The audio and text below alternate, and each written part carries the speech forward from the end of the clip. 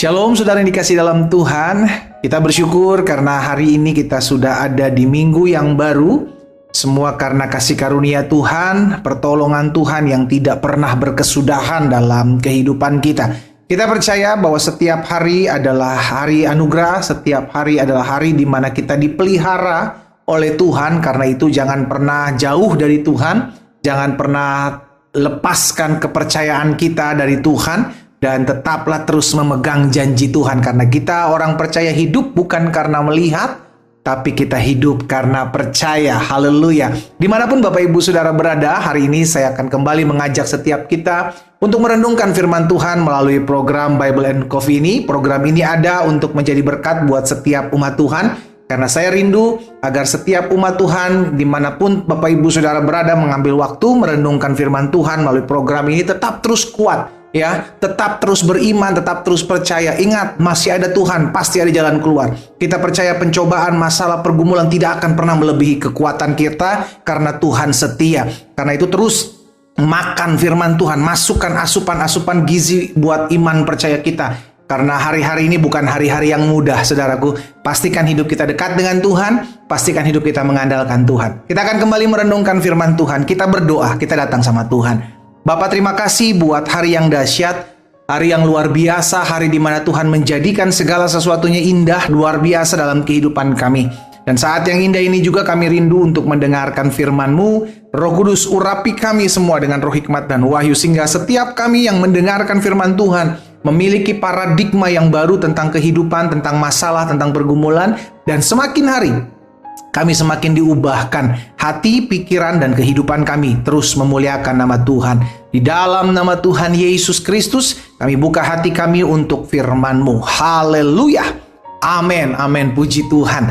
Saudara yang dikasih dalam Tuhan, ketika bangsa Israel akan memasuki tanah perjanjian, tanah yang berlimpah susu dan madunya, tanah yang Tuhan janjikan dalam kehidupan mereka, maka Musa menyuruh 12 orang, lebih tepatnya Tuhan yang menyuruh Musa untuk menyampaikan kepada bangsa Israel, dipilih nih 12 orang dari 12 suku bangsa Israel, yaitu pemimpin-pemimpinnya, saudara, kepala-kepalanya, untuk mengintai. Tujuannya sederhana, supaya mereka membawa apa yang mereka lihat, memberitahukan kepada umat Tuhan yang akan memasuki tanah perjanjian itu, apapun keadaannya, diinfokan, kira-kira seperti itu. Nah, apa yang terjadi, saudara yang dikasih dalam Tuhan, ketika mereka pulang semua, maka 10 dari antara 12 ini membawa berita yang membuat bangsa Israel akhirnya takut. Membuat bangsa Israel akhirnya khawatir, bimbang, cemas, dan akhirnya mengeluh. Gitu loh, saudara. Dampaknya apa? Ya, dampaknya apa buat 10 orang ini, saudara? Ini akan saya bagikan buat setiap kita di dalam Bilangan pasal 14 ayat 36 sampai dengan ayat 38.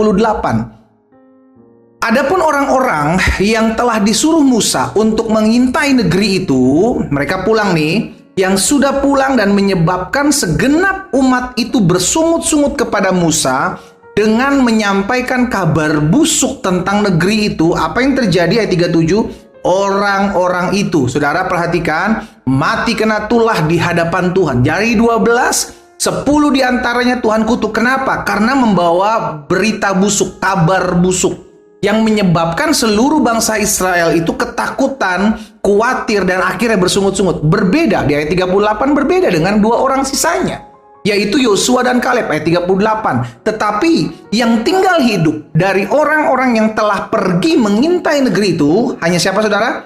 Yosua bin Nun dan Kaleb bin Yefune. Saudara yang dikasih dalam Tuhan, hari ini kita diingatkan gitu ya, setiap kita semua nih di muka bumi ini sama-sama menghadapi kesusahan, sama-sama menghadapi pergumulan, sama-sama menghadapi badai kehidupan yang memang terjadi di belahan hidup manapun manusia orang percaya, semua mengalami.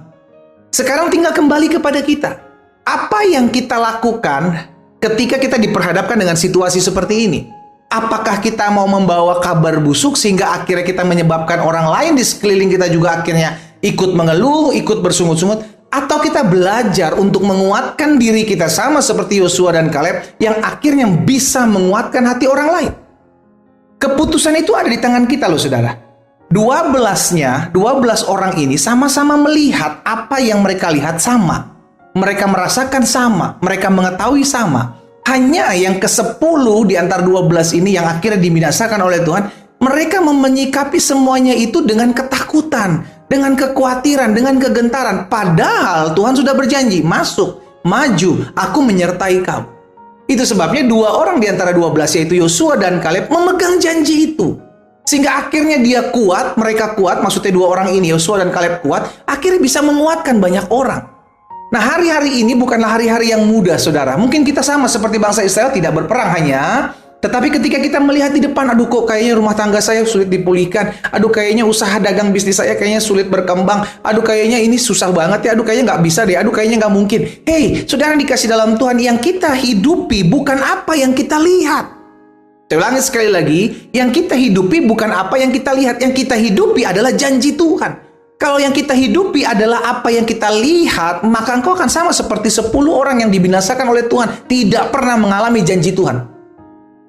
Tetapi berbeda dengan Yosua dan Kaleb, 2 orang ini menghidupi bukan apa yang dia lihat, tapi dia menghidupi apa yang Tuhan janjikan. Sehingga mereka bilang, kita pasti bisa masuk, kita bisa akan menyerang mereka, Tuhan menyertai kita. Akhirnya mereka mengalami apa yang dijanjikan Tuhan. Mengalami, menginjakkan kaki mereka di tanah yang berlimpah susu dan madunya. Saya percaya Tuhan mau setiap kita mengalami janjinya.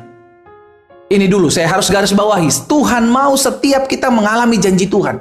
Tuhan berjanji buat saudara dan saya bahwa Tuhan memiliki hari depan yang penuh harapan buat kita. Bukan rancangan kecelakaan, tapi rancangan yang penuh dengan pengharapan.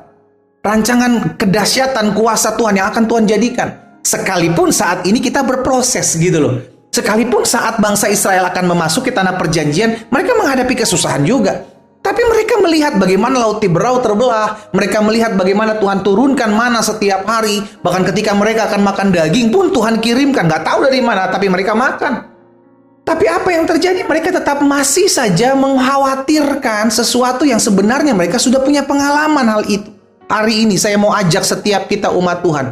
Jangan fokus dengan apa yang kau lihat. Fokuslah kepada janji Tuhan. Karena hari-hari ini bukan hari-hari yang mudah, saudara. Buka mata rohanimu, celikan mata rohanimu, tutup mata jasmanimu, angkat kepada Tuhan. Dan kau akan melihat bagaimana Tuhan sendiri akan berperkara dalam hidupmu. Tuhan gak mau kita takut, saudara.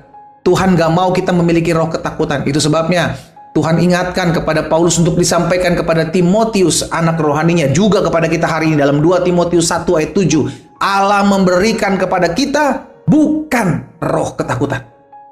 Bangsa Israel takut untuk maju, saudara. Padahal mereka tahu siapa yang menyertai mereka. Tuhan tidak memberikan kepada kita roh ketakutan, melainkan roh yang membangkitkan kekuatan, kasih, dan ketertiban. Jangan pernah takut menghadapi apapun. Hari ini ada berita sukacita. Engkau tidak boleh takut karena ada janji Tuhan. Hiduplah karena percayamu. Hiduplah karena pengharapanmu. Hiduplah berdasarkan janji Tuhan. Maka engkau akan berani menghadapi apapun. Situasi boleh sulit, susah.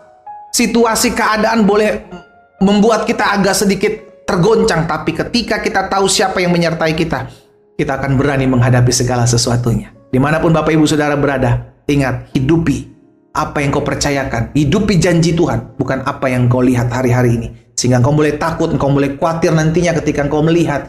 Pastikan kita maju dan kita akan melihat janji Tuhan tergenapi sama seperti Yosua dan Kaleb. Maju, kuatkan dirimu, karena ketika kita kuat, kita bisa menguatkan orang-orang di sekeliling kita. Dan itu yang Tuhan mau untuk kita lakukan. Kuatkan dirimu, kuatkan orang-orang di sekelilingmu. Sehingga kita hidup menjadi berkat, saudara. Bukan hanya kita, tapi orang-orang di sekeliling kita. Itu pun boleh kuat mengalami janji Tuhan. Kita berdoa, kita datang sama Tuhan. Bapa, terima kasih. Hari ini kami diingatkan firman-Mu. Tuhan, tolong kami agar kami tidak sama seperti 10 orang yang memiliki ketakutan yang akhirnya menakutkan banyak orang. Memiliki kekhawatiran yang akhirnya membuat banyak orang khawatir. Kami rindu sama seperti Yosua dan Kaleb. Kami bertindak karena kepercayaan kami. Kami bertindak karena iman kami. Sekalipun di depan penuh dengan ketakutan, depan penuh dengan kekhawatiran, tapi kami bersyukur kami punya Tuhan yang menyertai kami, yang membawa kami masuk dalam janji Tuhan. Dan kami akan lihat tergenapi firman-Mu atas kami. Tuhan jamah dan Tuhan pulihkan hati yang luka. Tuhan sembuhkan mereka yang sakit, bahkan yang bimbang. Tuhan beri teguhan hati hari ini. Di dalam nama Yesus Kristus Tuhan, hamba berdoa. Haleluya. Amin.